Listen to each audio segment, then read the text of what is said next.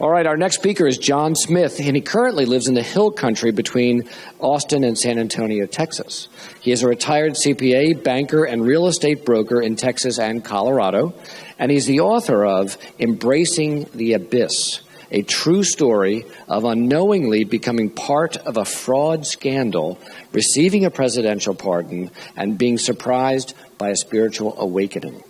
His mission is the crafting of a message that people can put in their pockets and use in their everyday lives. Warm welcome to John Smith.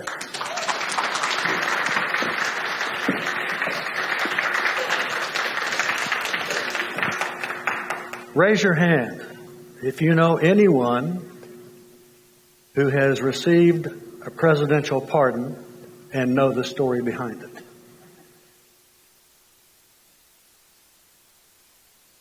My name is John Smith, and I really did receive a presidential pardon.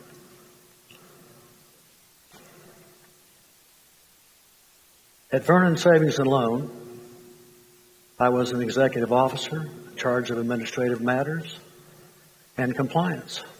I was a CPA.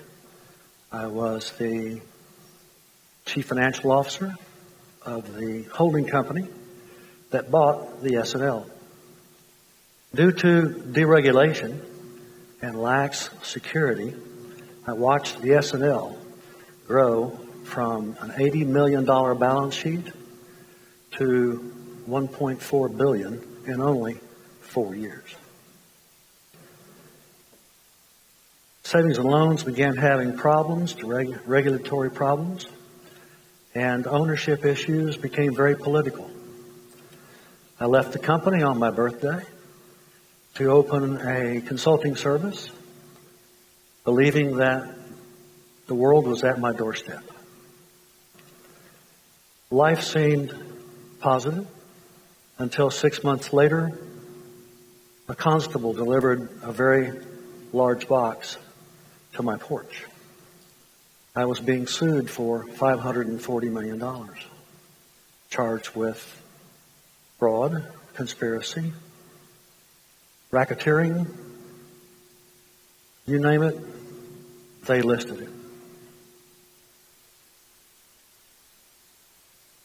I dug through the box thinking it wouldn't be very long before they realized that I wasn't one of the bad guys. But I didn't do anything. I didn't lie. I didn't cheat. I didn't steal. I wasn't one of those guys. I didn't go to the bars with them. I didn't fly on the company jets to California to play with the prostitutes. I was too busy coaching Pee Wee football and Little League baseball in a town near Dallas-Fort Worth Airport. With the help of my God-sent attorney, I was faced with a very angry federal task force. They didn't care if you were an officer or a secretary or a bill clerk. Everyone was guilty. Everyone was involved. I told my attorney that I wasn't one of them, that I wasn't part of whatever was going on, that I want to fight them because I'm on the right. And he said, there is no right side here. And the feds all have the might. I said, John, don't you get it? You're on your way to prison. Don't you see that yet? Don't you understand there's nothing you can do? You cannot take on the federal government. Stop fooling yourself. You cannot defend yourself against the federal government. They'll take their biggest train and their biggest truck and they'll run right over you. They'll back up and they'll do it again. If you continue thinking that you're going to fight them, you have an enormous risk you're putting on yourself. And that is you'll lose everything that you own. Bank accounts, investments, your home, probably your marriage. They hold all the cards, including the card of public perception. Even if you could separate yourself from the others, they're still going to view you as one of them. You have effectively been thrown into a purgatory of guilt by association. My attorney concluded that the only way to possibly hope of not going to prison would be to cross the Rubicon and become a member of the other camp. I would have to plead guilty. I would have to assist them in their investigations. Even if leniency was not involved. On a chilly February day, I entered a plea to one count of fraud for making a false statement not under oath or a financial statement I never saw. Sentencing was set 8 months later in October. My attorney said I had this time to prove to the government that I could become a trusted government witness. At that point, I began researching for the FBI. Every file in every box in the warehouse. And then followed by multiple interviews, most every day of the week. The October day arrived. Judge Robert Maloney, known as the hanging judge, had prepared my sentence. I felt that the courtroom was cold and stark.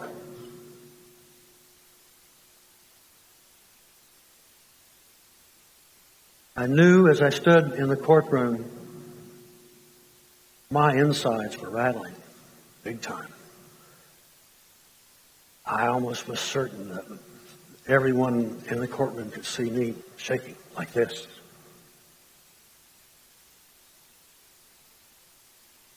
The Justice Department attorneys declined our last request for leniency. They did not change their position on whether I should have prison time or not. They wanted me to go to prison. The judge, one of my adult heroes, sentenced me to 5 years and 500 hours of community service. I would no longer stare at my bedroom ceiling in the morning when I woke, thinking I might be in jail. 2 years later, the judge released me from probation and thanked me publicly for the cooperation I made and the role I played in the prosecutions and investigations. For 14 years, I was a government witness for the federal government. Criminal and civil trials. In year 15, I got a call from the senior agent, FBI agent, who had prosecuted my case. He asked me to lunch. We met, ordered iced tea, and then he became very serious. He said he wanted me to know that he had been in touch with all of the Justice Department attorneys and the FBI agents that had worked my case, the Vernon Savings cases. And he said that we're all in agreement that we should never prosecute you.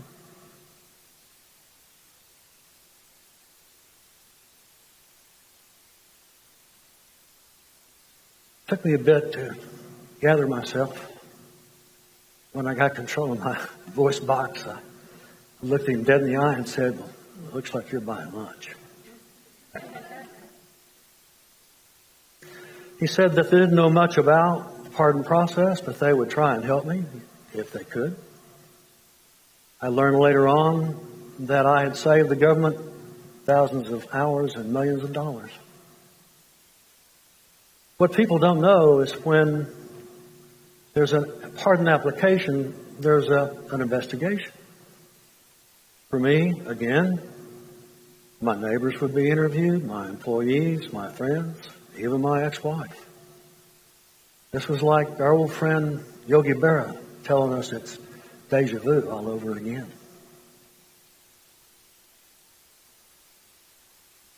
I hand wrote and typed my application for pardon. I didn't use a lawyer, nor did I consult with one. I had to do this myself. With fingers crossed, I signed and submitted my application to the government for a presidential pardon. From then on, every Thanksgiving, I would call my pardon attorney who I was assigned to. Her name was Hope.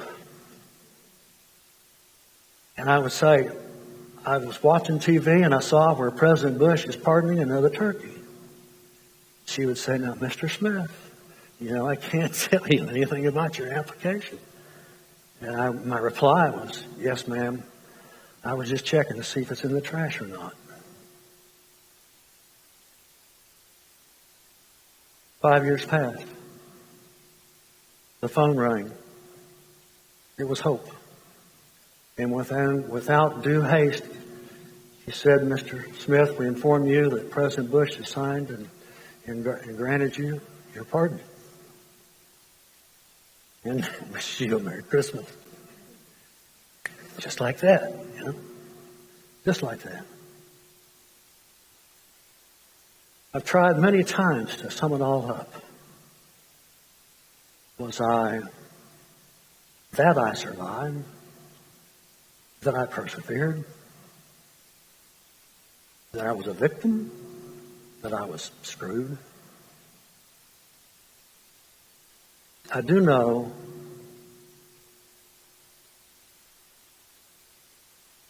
that as time passes more and more, I simply believe that I was selected.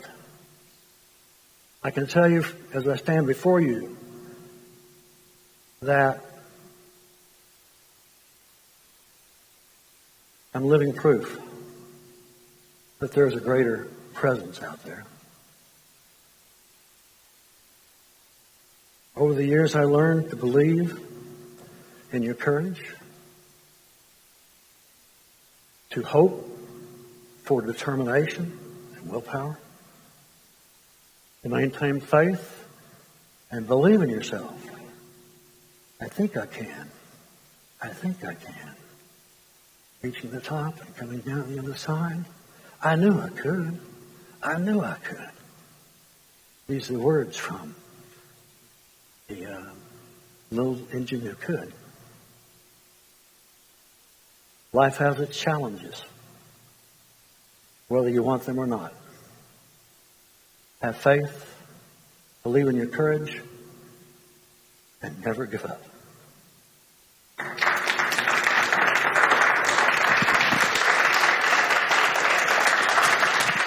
I sat on the edge of my chair.